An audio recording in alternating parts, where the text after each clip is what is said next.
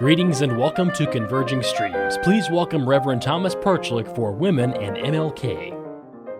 Just this week, I went to the mayor's office in downtown Muncie and saw the new signs celebrating the memorial Martin Luther King Boulevard.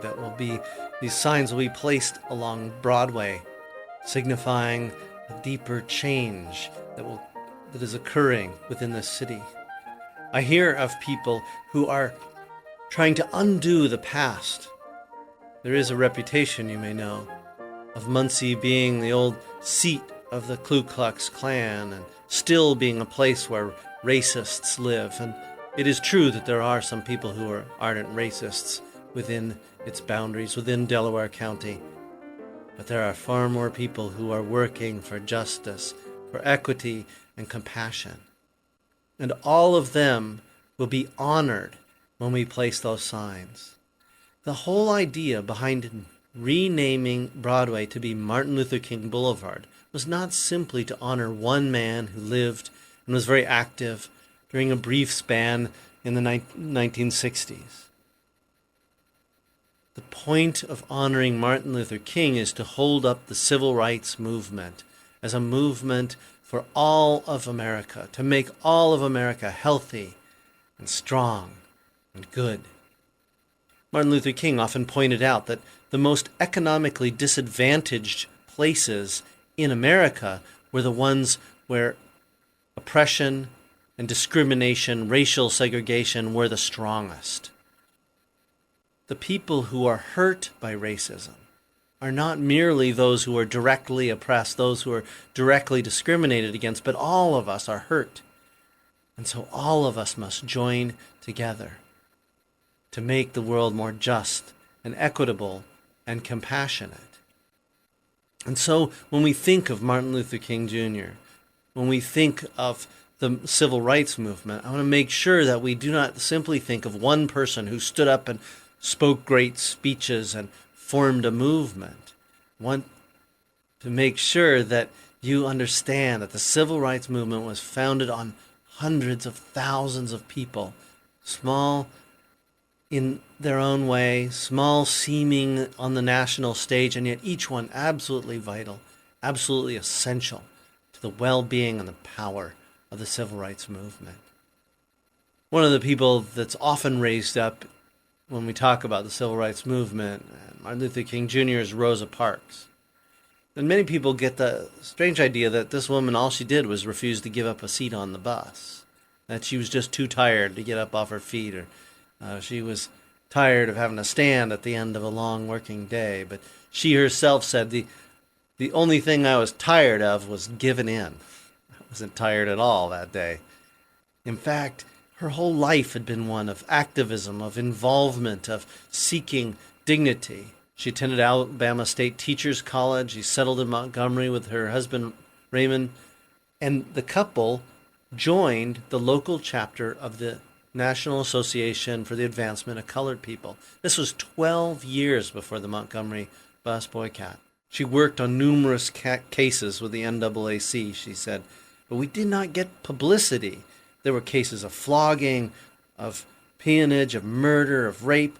We didn't seem to have any successes, though. It was just challenging the powers that be and let it be known we did not wish to continue being second-class citizens. She had, in fact, herself been thrown off a bus long before the notable day that started the Montgomery bus boycott. In that day, African Americans were supposed to get on the front of the bus, pay their fare, then walk to the back door and get on. To get off and then get back on again. And sometimes, if you were moving too slowly, you had to, of course, wait for all the white people to get on first. And if the bus driver was impatient, he might pull off without you if he thought you were hesitating at all, even if you had already paid your fare. This one day, Rosa Parks paid her fare, walked in the front door, paid her fare, and then went and sat down in the seat. There were many open seats. The bus driver became livid. He couldn't imagine that she would not get off as she was supposed to and get on the back door. She refused to get off as he had asked her, and so forcibly, physically, he grabbed her arm and threw her off the bus and drove off without her. But this did not generate the attention. There was another young woman, a teenager, who had refused to give up her seat and was arrested. But this had not generated attention. It was not until that one fateful day, when all the activism of the years had built up. There were other efforts that Rosa Parks had engaged in. One of the most significant was working with the Montgomery Voters Association. She had, in those days, you had to take a test in order to be allowed to vote, especially if you were black. And you could only take this test once a year. If you failed, you had to wait a year to take it again. So she took it once. She had studied hard for it. She was sure she'd passed, but she got a letter in the mail saying she had failed. So the next time she studied, waited a whole year, studied even more carefully, made sure every answer was correct, and then again she got a letter saying that she had not been allowed to vote. So the third year she went back, copied down every answer that she took, every question, every answer that she gave, every question that she had responded to, had someone certify that that's what she had done, standing and watching her, and then she told the person at the front that she had a record of her test, just in case it was proven, she got another letter saying she had failed. And lo and behold, that year she got a letter saying that she could vote.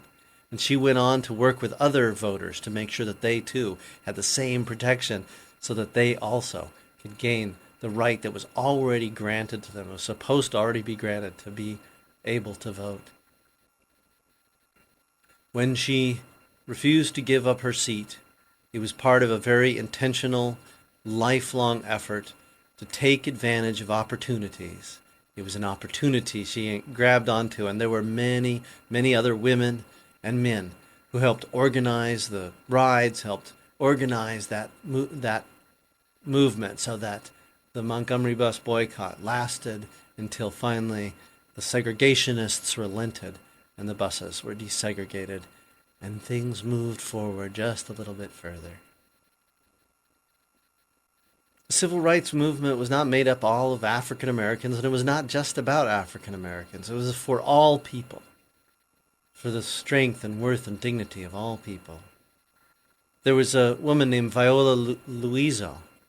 She'd been raised in Chicago, white woman, working class family, Catholic.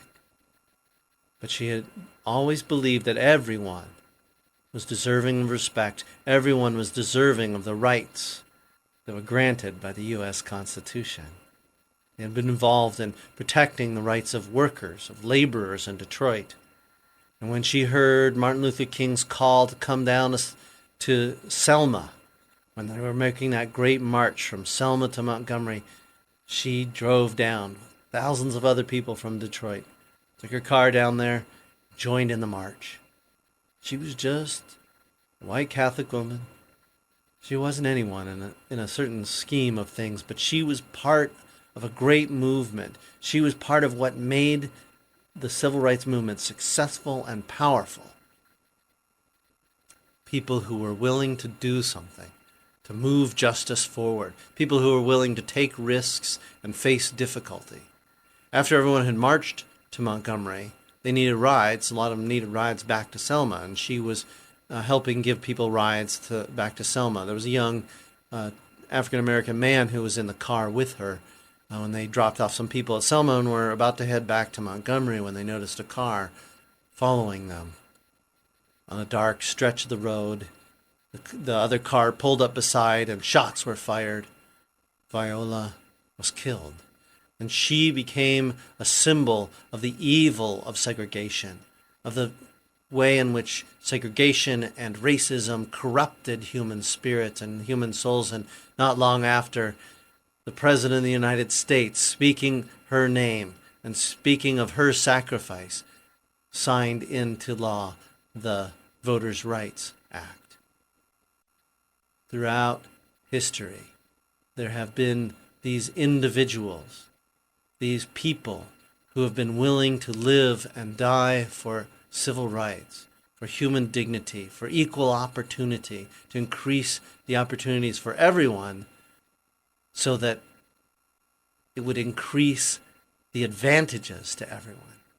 The more people who had a chance at freedom, the more people who had a chance to do something that they wished with their lives, the more people who had a chance to make choices about where they would live and how they would live and what they would live for, the more that people were able to make good choices, the more people who benefited. This is what the civil rights movement is about. This is what it means when we put up the name of Martin Luther King on a street. It's not simply to honor that man, it's to honor all of these people. In Muncie, for years, for centuries now, over a century, there have been people who have fought against the injustice of racism and segregation in Delaware County. There have been people who are willing to speak out. There have been people who have been willing to get angry. There have been people who have done small things. I think of the person that the Star Press raised up as the Person of the Year last year. The Star Press's Person of the Year was Mary Dollitson, who's the head of Moms, Motivate Our Minds, a little after-school program for kids.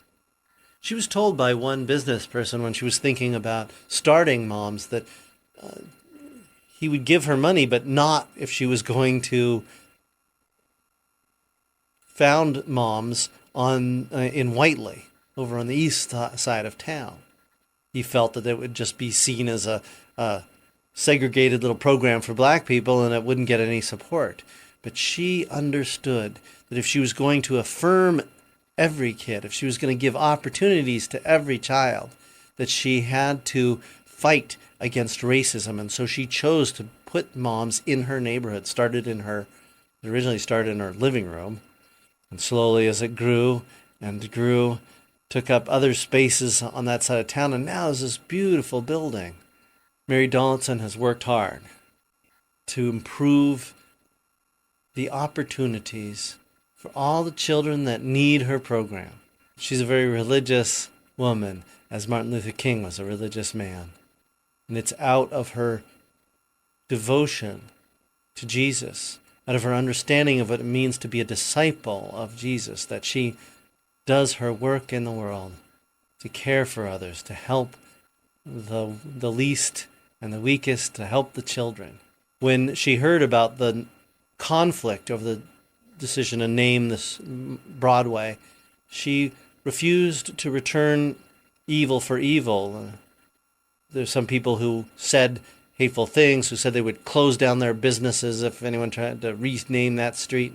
She refused to boycott those businesses, but went and spoke to the owners and continued to do business, making sure that she did not return evil for evil, that she was being loving and kind even to those who were her enemies. So on every day, not just on Martin Luther King Day, there will be signs along that street, signs that will remind us every day of all those people who have caught the dream that began centuries ago with the prophets of Israel, a dream of justice and peace, a dream that was picked up by the teacher, Jesus, and a dream that has inspired many people in the civil rights movement that did not end in the 60s, but that continues to this day.